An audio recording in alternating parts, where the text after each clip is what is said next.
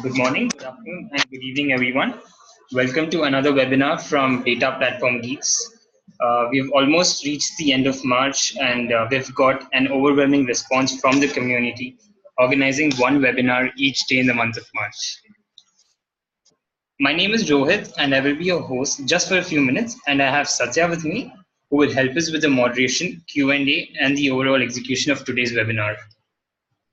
eDominus Systems, I guess most of you already know about a couple of our initiatives. Under SQLMaestros, we have a lot of stuff related to Microsoft Data Platform, consulting and training primarily.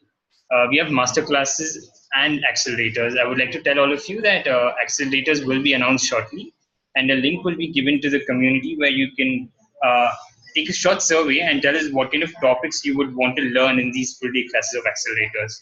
And our annual feature, that is Data Platform Summit, which is an international conference, will happen this year in the month of August. The summit dates are 9, 10, and 11. The pre-cons on 7th and 8th.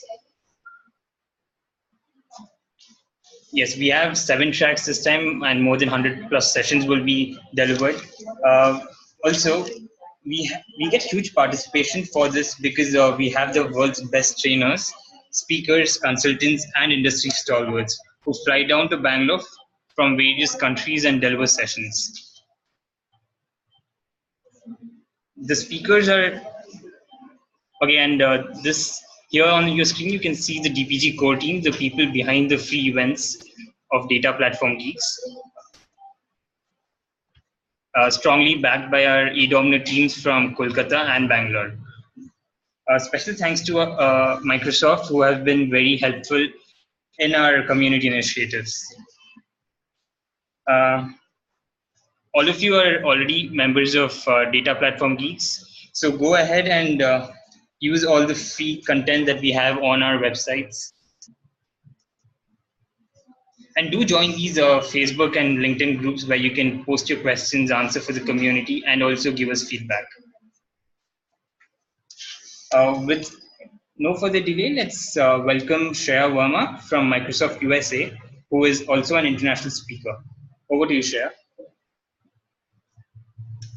All right, thank you, Rohit. I'll share my screen in a second here.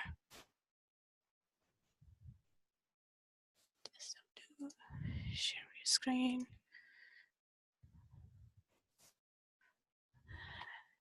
All right, I hope you are all able to hear me okay and see my screen here that I'm sharing. And let me know if you're not able to see it. All right, my name is Shreya Verma. I'm a program manager in Microsoft, and I work with the SQL Server team. We work on developing features for SQL Server and Azure SQL Database. I focus on the query processing area, and currently I'm more focused on graph processing features that we have added to SQL Server in SQL Server 2017 and Azure SQL Database. Here's just a brief introduction.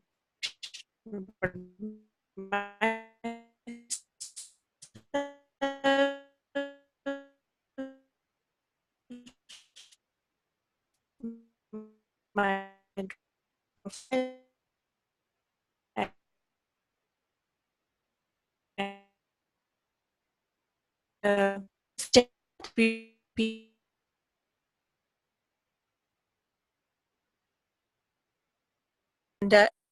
edges represent your relationships. It's like person bought a product, right? And then both nodes and edges can have properties associated to them. Properties as a name, age, address, phone number, etc. And a product can also have ID, name, type, or things like that. Now, if you put a lot of nodes and edges together in a database, that becomes a graph database. But how, then you will ask me, how is it different from a relational database? Because a relational database is also a collection of entities, and we represent entities using a table, and relationships, and we represent relationship using foreign keys. So how is it different from a relational database? And so the way it is different is that edges or relationships in a graph database are first-class citizens. They can have properties of their own, unlike the foreign keys in a relational database. And a single edge can flexibly connect different type of nodes with each other. For example, in a Facebook-like graph, social network graph, a person can like another person, or a person can like an organization, or a person can like a restaurant. And here, restaurant, organization, and person, all three are different type of entities with different attributes to them, right? So you can use the same likes edge to connect heterogeneous type of nodes with each other. And graph databases generally come with their own language, which helps them write pattern matching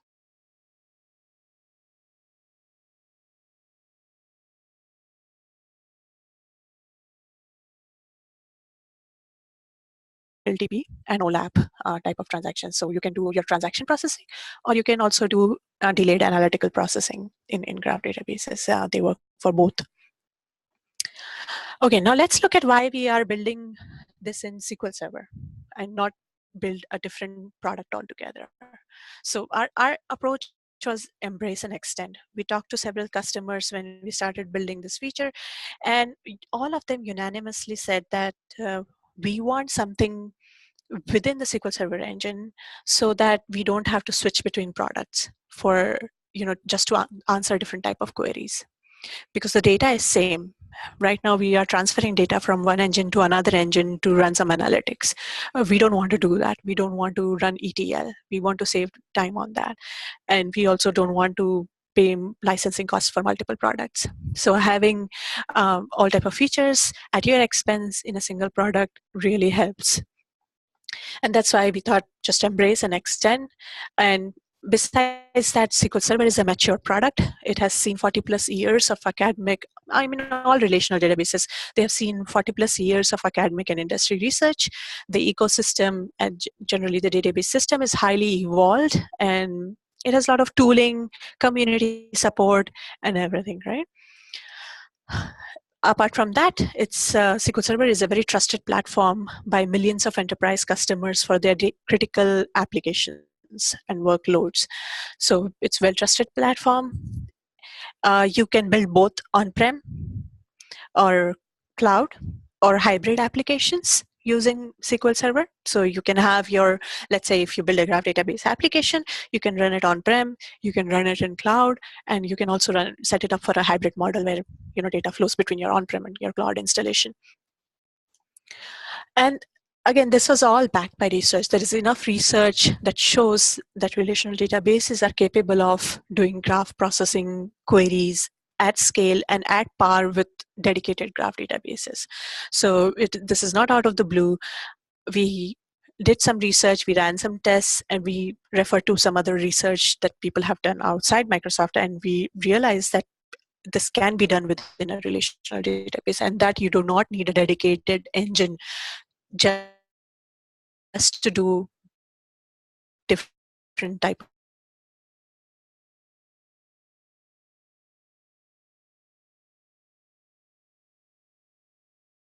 SQL Server 2017 or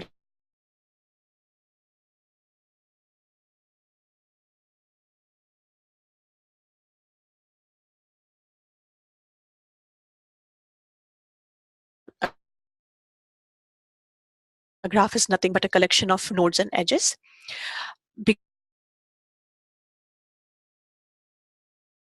Table. And every record in that node table is a node in your graph, right?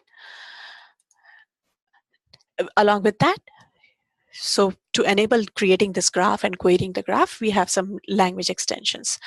Our DDL extensions which let you create your node and edge tables.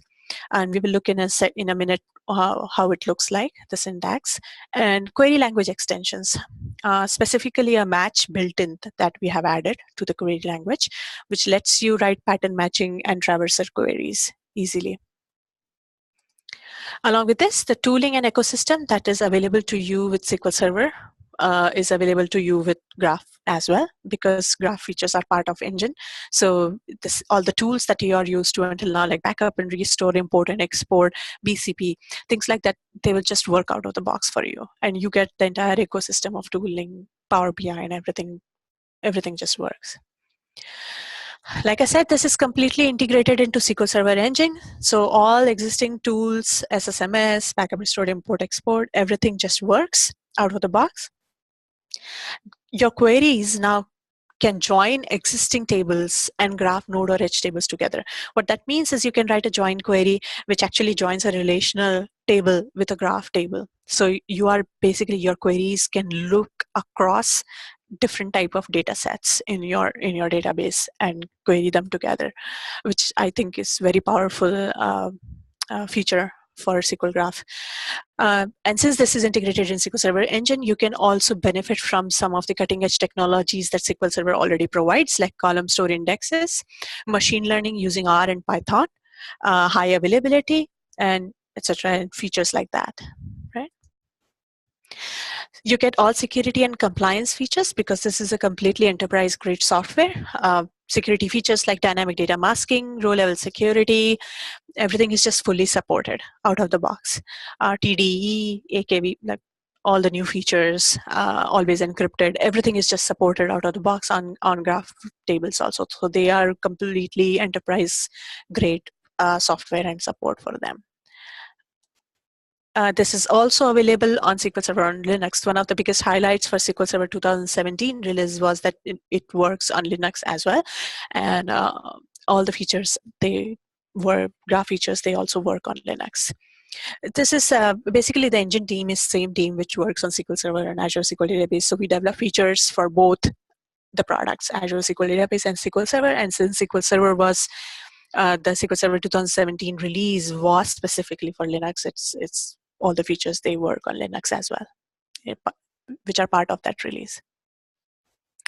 All right, let's look at the DDL extensions now, and let's look at how you can create these node and edge tables, okay?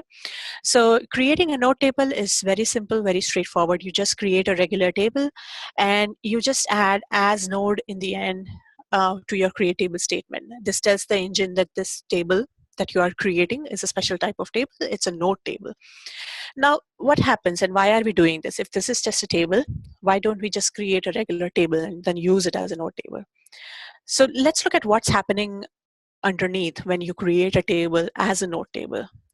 So when you create a table and when you select from this table, along with the user-defined attributes that you created in your create table statement, you will see one extra attribute. And this one extra attribute is $node_ID, which is an implicit column that we add to a node table. This implicit column is, the values here are basically just unique identifiers for each and every node in the database, in the graph database. When you select from the table, you see a JSON string here. This JSON string is just telling you that this is a node table.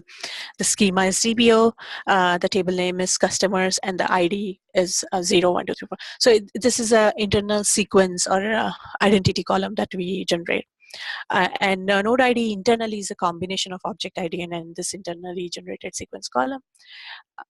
It is stored in the table as a big int. However, it's a computed column, so when you select from the table, you see this JSON string here. We decided to keep this as JSON because it makes it easier for this to work with other tools like import, export, and BCP. So for example, if you export data out of this table using import, export, now when you want to import it into another database and you want to change the name of the table from customers to something else, you can just change that string here in the JSON, in your file, in the JSON string, change customers to, let's say, people, and it becomes people node in your other database, right? So don't get scared by looking at the JSON there. It's not actually stored as a JSON internally in the database, so data size is not that big. Now let's look at create edge. It's again straightforward. Just like create node, you create a regular table, add as edge in the end. This creates an edge table. However, an edge table may or may not have any user-defined attributes to it, right? For example, in a graph, let's say likes edge from person to person or person to organization does not have any user-defined attributes. You can just create it without any user-defined attributes, and this is permitted. One thing that I forgot to mention is that all type of indexes all type of constraints, all data types are supported in these node and edge tables. So you can create primary key, foreign key constraints also. You can also create clustered column store indexes. You can also create non-clustered column store indexes. So all type of indexes on these tables are supported. When you create a node and edge table, we create by default a unique index on $node_id, which is the implicit unique identifier that we add to node table, and $edge_id, which is also a unique identifier that we add to edge tables. So in this example here, I'm just trying to show you what happens when you create an edge table. What does the engine do underneath to identify it as an edge table? So when you create an edge table with, let's say, a user-defined attribute, along with this, we create 3 implicit columns in the edge table. In the node table, we created only one, which was the unique identifier for every node. Here, we create 3 implicit columns. The first one is $edge_id, which is the unique identifier for every edge in the database. The second one is $from_id, and the third one is $2_id. $from_id and $2_id actually hold the node IDs for the nodes that this edge is connecting. So if you look here carefully, if you look at the bot create table statement for the bot edge, while creating an edge, we never specified what type of nodes or which nodes this edge is going to connect. It's only when you insert the data into an edge table, you specify the from ID and to ID values for the nodes that this edge is connecting, and that's when we figure out which particular nodes this edge is connecting. At the time of create, you don't have to specify anything. What that means is an edge can actually connect, a single edge can actually connect multiple various type of nodes with each other, right? So you can actually have a graph database where you have only one edge table and multiple node tables, and you use only this one edge table to connect all the nodes with each other, right? And that's completely permitted. So when you select from it, you see that the $edge_id just tells you that this is an edge table, schema is DPO, and table is bot, and then it will have a unique sequence that we saw in the node ID too. Again, this is again stored as a begin underneath. It's a computed column. You see a JSON, but it's begin. And then from ID, here it tells you that from ID belongs to a node whose schema is DBO and table name is customer, and the ID is 36, and it goes from the bot edge. Basically, this customer bought this stock item. So it's a node, schema is DPO, table is stock item, and the ID is 109. So customer ID 36, bought stock item 109. And the purchase count was 2. This is what it's telling. All right, any questions so far? Okay, so let's move on. Let's look at how the insert works into these tables now.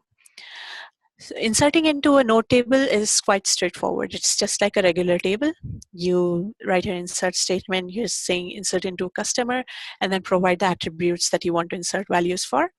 And then you select from a table, another table, or you provided some variables, or just the way regular table inserts work. It's similar to that. Inserting into an edge table is special because you have to insert the from ID and to ID values of the nodes that you are trying to connect using this edge. So in this example, you can see that we are trying to insert into bot edge. So bot edge connects a person or a customer to a stock item, right, or a product. So generally you will go from a customer to a product, and then you input the purchase count that they have purchased. So I'm going to say insert into bot $from_id, $2_id, and purchase count. And then I just select the node ID from customers table and the stock item from the stock items table. And here's the customer ID and the stock item that I'm interested in. And I insert these values into the bot edge.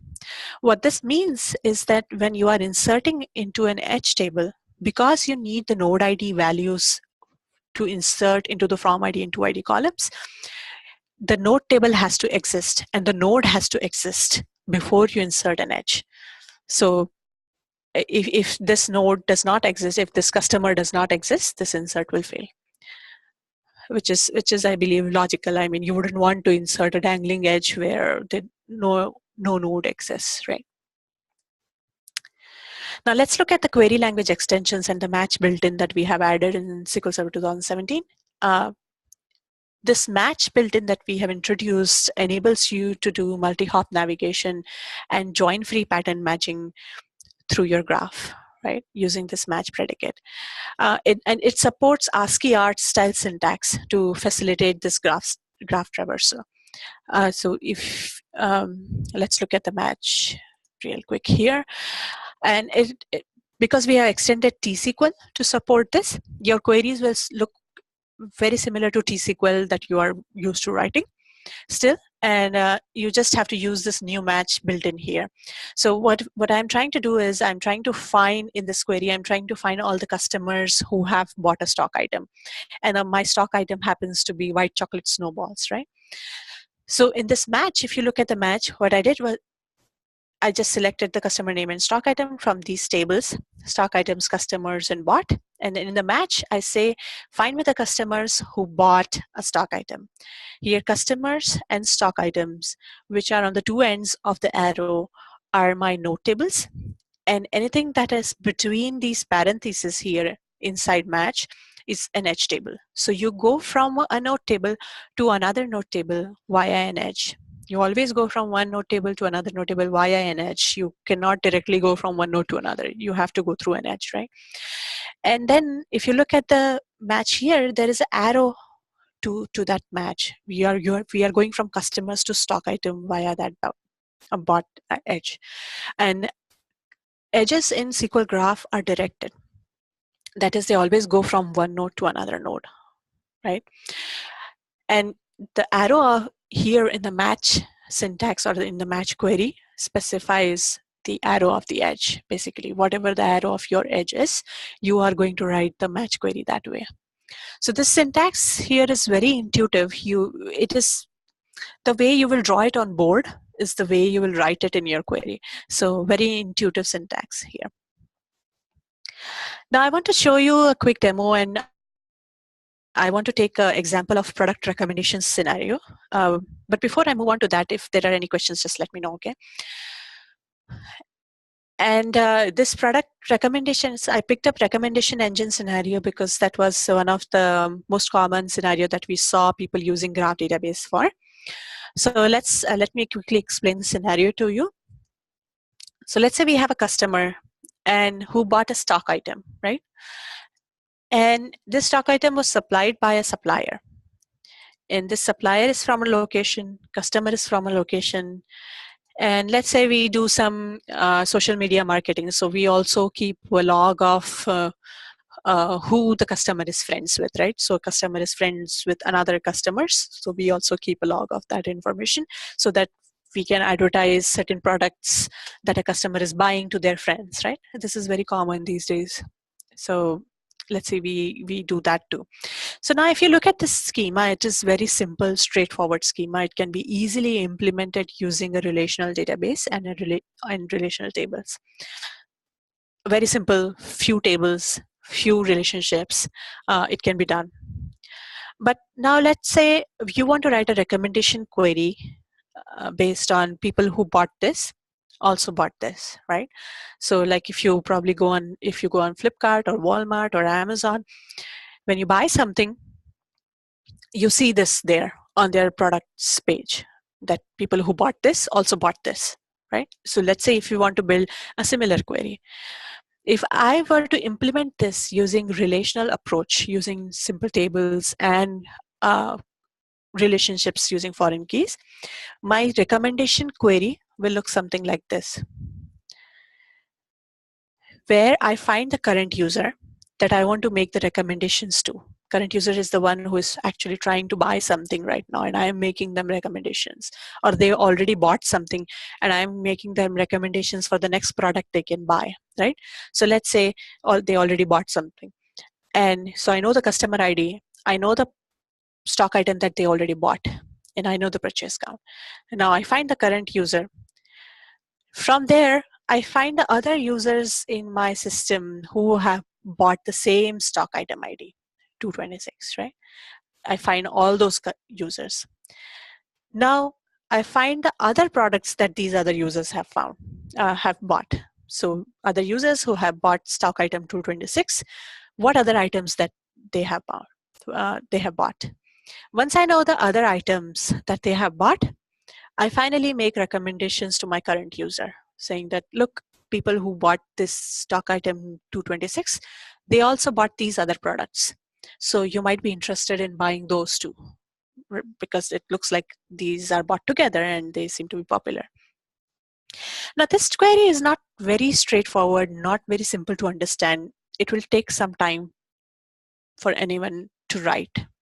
It will be difficult to maintain later on. Now, let's say if you want to add some supplier information to this, or some other information, stock item details or description, or some other information to this, this query will get even more complicated. There'll be more joins, and then maintaining it, optimizing it, God knows what else, right? Now let's look if Graph is going to make it any easier. And when we look here, this is the same equivalent graph query for product recommendations. It's quite straightforward, very easy to understand. So the thing that we are doing here is, this is our customers node. We say, find me all the customers who have bought this item. And this item is white chocolate snowballs, the item 226, which was in our previous query. And once we know the list of all the customers who bought item 226 or white chocolate snowballs, we go ahead and find the other items that they have bought, right? And these other items, we make them recommended items and make the recommendation to our current user.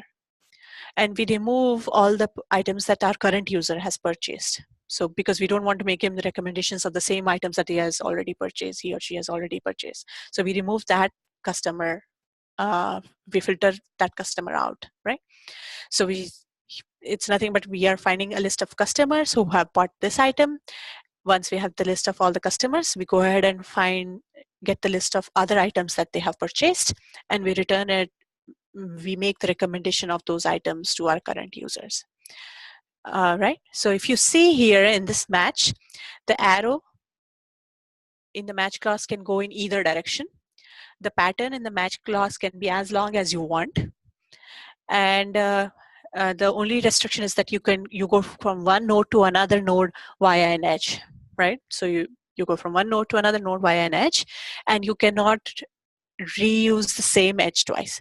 So because we wanted to go from customer to item using bot edge, and we also wanted to go from customer to recommended items using bot edge, we just rename the edge with two different aliases and use those two different aliases. Okay. Now let me show you a quick demo of this thing, this product recommendation query that we just saw. And what I did was, I'm just using the wide world importers database, and I'm going to quickly show you the graph table. So if you expand here, I don't know if the font is right, but if you expand here, all right. So you see that all the graph tables here now in SSMS. So anything with two dots is an edge, and then one single dark dot is a node table. And what I did was, in the wide world importers database, I just created few node and edge tables. I created a customers node, and I copied all the customer table data into this. And then I created a stock item node, and I copied stock item tables data into this. And then I created a connection between customers and stock item using the bot edge. So I said customers bought stock items. And then I also created a table friend of and randomly connected customers with each other. Okay. So a simple schema. And let's look at a simple match query here. So I'm using the wide world importers database, and I'm going to run this simple match query first. And if you see, I'm getting a list of all the customers who have bought the product white chocolate snowballs. Okay. And let's come here. And this is the recommendation query that we just saw on the screen there in the presentation. I'm quickly going to run this, and we see that the people who bought white chocolate snowballs also bought all these other items, and this is the total number of, this is the total count, how many items these people bought, right? So again, we get a list of all the customers who bought this item, which is white chocolate snowball, and then from there we get a list of other items that they have bought, right, and make the recommendation. Now in the first release, in this match clause, like I said, this match can be as long as possible. You can chain as many items, as many nodes and edge together in this match clause. There's no limit on that. And you just have to go from one node to another via an edge, and the arrow in match can go in either direction, right? And there could be two match patterns which are separated by AND. That is also supported. But our customers started asking that what if we want to write a query for arbitrary length traversal? For example, find me my manager chain in my organization, or find me a manager who is 1 to 5 hops away from me. So anybody who is between 1 to 5 hops away from me, find me all those people, right? So writing that query with match in the first release is not supported. That type of query, you have to specify the pattern that you are looking for. So to write a query similar to that, I'm going to quickly show you an example here. So let's say we want to find, because our customers are friends with each other, let's say we want to find, given a customer, we want to find all the friends who are 1 to 3 hops away from this customer. And let's say we want to run some marketing campaign based on that data, right? So what we can do is we can just write a recursive CTE, and here my max hops is 3. So I'm going to find all the friends who are 1 to 3 hops away from this given customer. If I want to find people 1 to 5 hops away, I can change it to 5. 1 to 10 hops away, I can change it to 10, right? So by 1 to 3, I mean anybody who is 1 or 2 or 3 hops away from this customer. So if I run this recursive CTE here, I get all the people who are connected. So to Tailspin Toy, Manjunath is connected via one hop. And then when Manjunath is connected to these people in the second hop. And these people are connected to these other people on the third hop. So this way we get all the people who are 1 to 3 hops away from Tailspin Toy's initial customer that we were looking for.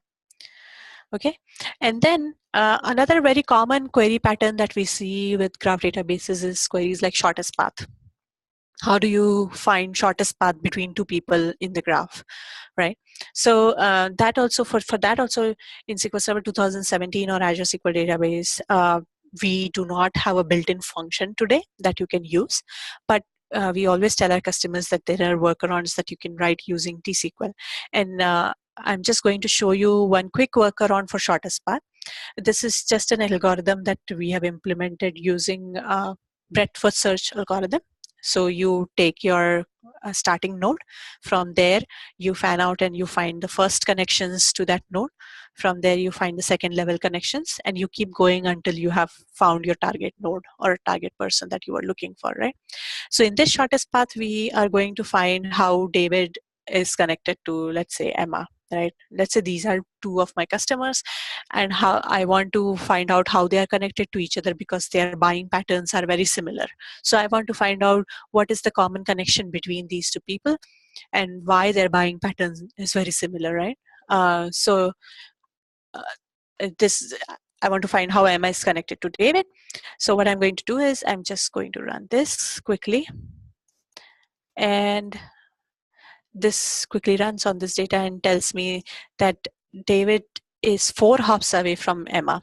It tells me it's 4 hops away, and these are all the people who connect David to Emma, right? So it runs that breadth first search algorithm, and as soon as it finds the target node, which is Emma in this case, it starts from David, and as soon as it finds Emma, who was 4 hops away from David, it stops, and it lets me know the whole path between David and Emma. So this can be certainly, because shortest path built-in is not yet supported, this can be certainly used as a workaround for that. All right. So all these demo and slides have been uploaded on the Data Platform Geeks common location. So you feel free to download this and play around with this on SQL Server 2017.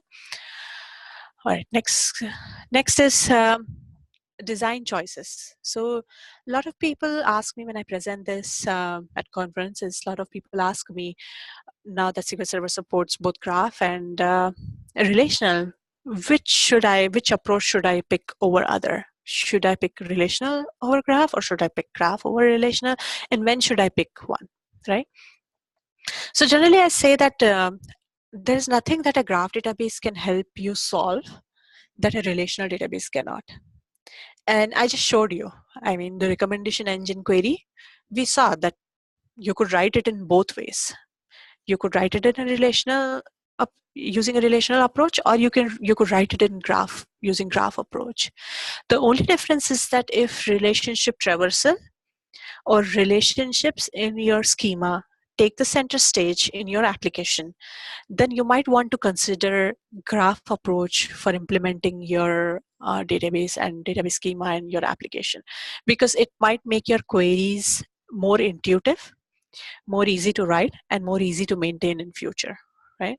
So it just makes writing queries easier. So optimization and all, because it uses same query optimizer, same storage engine, it's all taken care of by the same optimizer. So if you want to really reduce code and make it easy, this is the way to go. And here are some common scenarios that we have seen so far. SQL Graph has been in was in private preview in January of 2017, and then we GA'd in September of 2017. And during all this year, or over a year, we have seen customers using SQL Graph for following scenarios: recommendation systems, fraud detection, insurance, banking, online shopping fraud, content management, where content management is actually an interesting scenario where you have had hierarchical data, right? People are using graph databases commonly for places where they have hierarchical data, like HR data, employee HR data, or identity management data, or content management, where you have hierarchies of document and you want to find the appropriate roles and permissions through these hierarchies of documents, and see whether what person has access to what document and what person does not have access to which documents, and even finding the right content traversing through the hierarchies, and that matches the proper semantics for those kind of scenarios. Bill of materials, which is again product hierarchy. So for that also, people, or supply chain management people, are using graph databases. They are becoming very common and very popular there. A CRM, which is naturally a graph kind of schema, where you have, if you consider CRM for sales, you have salespeople who work on opportunities or accounts, and then these are connected to each other through these opportunities and accounts. And let's say you want to write a query like, find me the shortest path between two salespeople connected to this particular account, right? What is the shortest path that connects them together?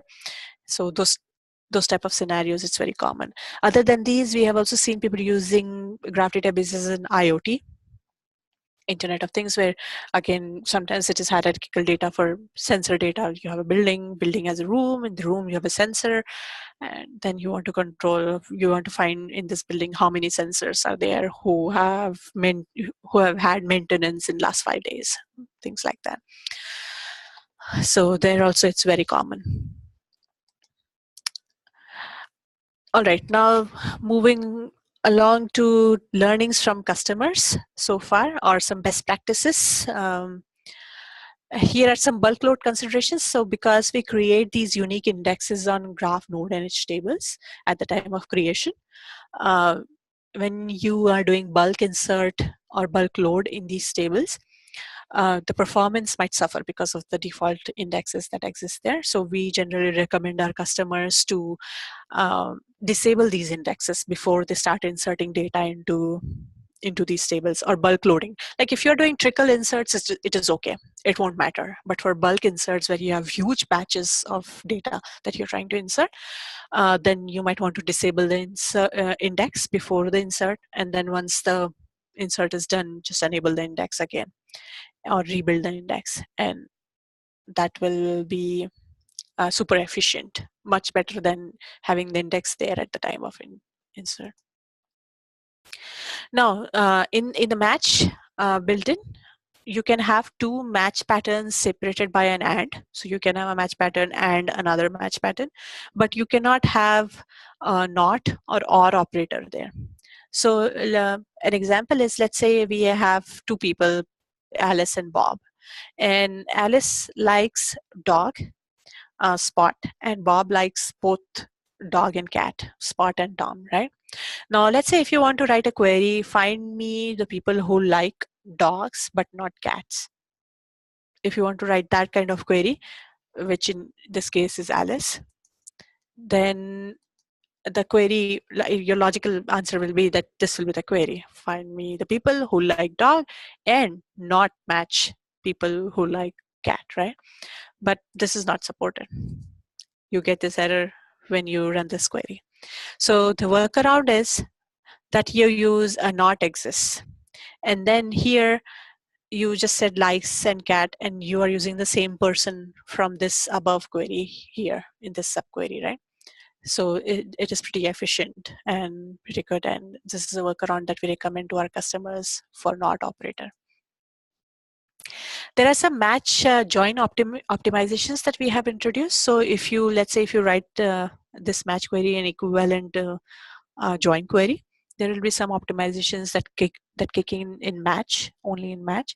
And one of those is this join optimization, left outer join optimization that we did for match. So let's say if you have a very long match pattern, you are going from one node to another, to another, to another through these multiple edges, and you are only selecting data from your first and the last node in the match pattern. Something like this. So let's say you want to find a friend for a user who is 5 hops away from this friend.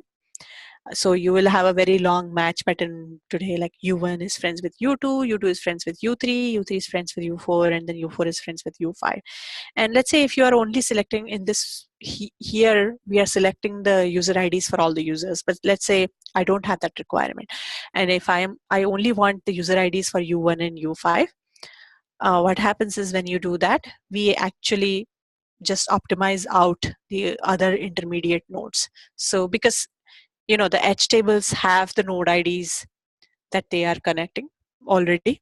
So what we do is we do a left outer join of these, and we just eliminate these U2, U3, and U4 nodes, look up to these node tables, and we just directly join U1 to F1, F2, F3, F4, and U5, and bring you the result. So it works very fast, actually. Here are some session resources. So you can go and you can download SQL Server 2017 today and start playing around with these features. Here are some documentation links that I have shared, and you can go over there and learn more about the architecture and the query syntax and everything.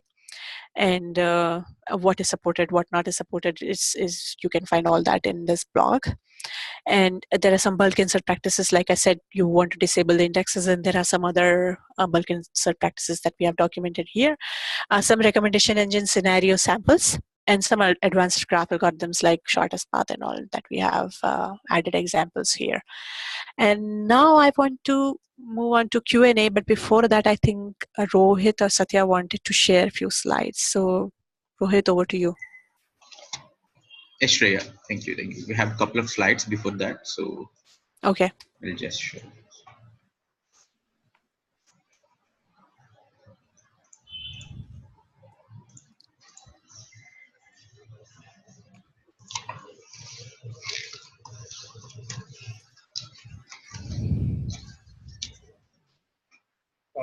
Thank you so much, Shreya. It was really kind of you to spend time with the audience here today. Oh, my pleasure. Okay, so before we start the Q&A session, let me just quickly take you through the highlights of the summit this year. The pre-cons that will be happening just before the summit, they are already announced, and the first pre-con will be taken by Dimitri, who will be taking it on troubleshoot and optimize SQL Server. Then we have Sunil Agarwal taking migrating your on-premise database to Azure, who is the principal program manager for Microsoft USA. And then we have Reza Rad, Power BI from Rookie to Rockstar. He's an MVP from New Zealand. And then we have Dr. Leila Itati, who will be taking leading edge data science with Microsoft tools. She's also an MVP from New Zealand. Then Andy Leonard, a day of intelligent data integration with SSIS. And then we have Madan Gajendran, Azure Cosmos DB workshop. And again, we have Dr. Leila Itati, building intelligent applications using the Microsoft AI platform. Then Steph Locke will be taking practical R for everyone. Then we have Sanjay Mishra, building the scalable data architecture. And he's again a principal program manager from Microsoft USA. Joe E.D. Anthony will be taking Linux for the SQL Server DBA. Peter Meyer is one of our popular speakers at the summit, will be taking Zero-2 analysis services, and he's an MVP from Australia. And Denny Cherry will be taking high availability and disaster recovery. So here are the dates of the summit and numbers if you wish to contact any of our team members regarding the summit. So please do join these Facebook and LinkedIn groups. Like I said, you can ask your questions, post answers, or give us feedback. And a word from our sponsors. I've already mentioned SQLMaestros. We have lots of stuff going on under Microsoft Data Platform, hands-on labs. You can have a look at them at our website, DataPlatformGeeks.com or hols.sqlmaestros.com. So these you can see on your screen the different kinds of hands-on labs that we have on our website. You can try some of them for free by registration. Okay, and thank you so much for your time. I'll be handing it over to Shreya and Satya to take it over for Q&A session. Please use the Q&A panel for asking your questions. Thank you so much. Thank you, Rohit. And I'm presenting my screen again. So let me know if you guys have any questions.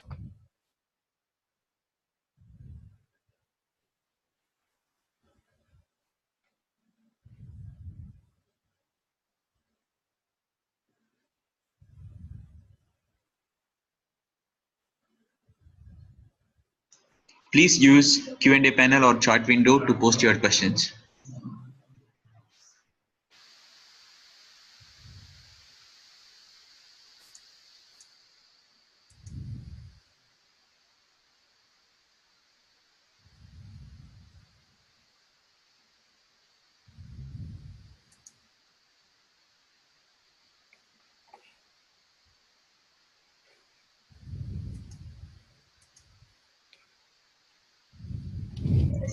A message from SMY for COP.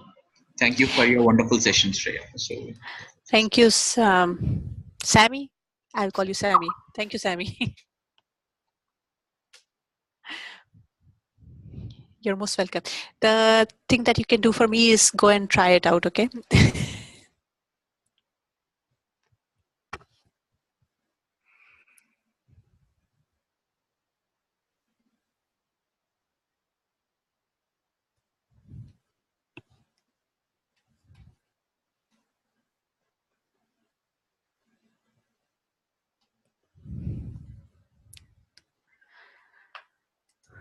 Thank you, Sehal.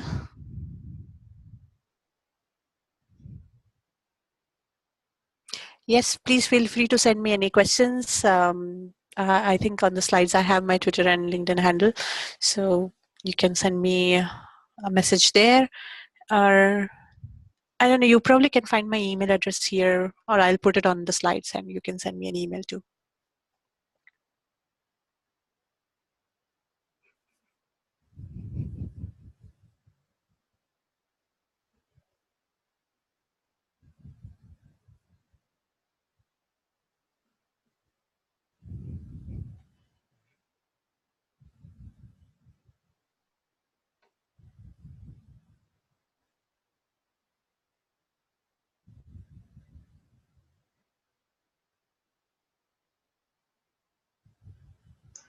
It seems Sehul Soni. Okay.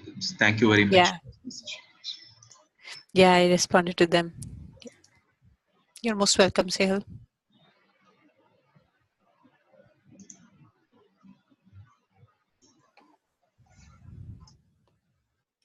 It seems there are no questions. So if they have any questions, we'll ask them to post in our Facebook group. Sounds good. Here is the link for the Facebook group and LinkedIn groups. Feel free to post your questions there. So we'll forward it to Shreya, and Shreya will answer to the questions. Sounds good.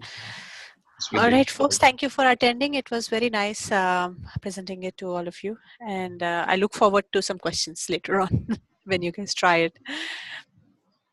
Yes. Thank you, Shreya. Thank you for your time, and thank you for your wonderful presentation here.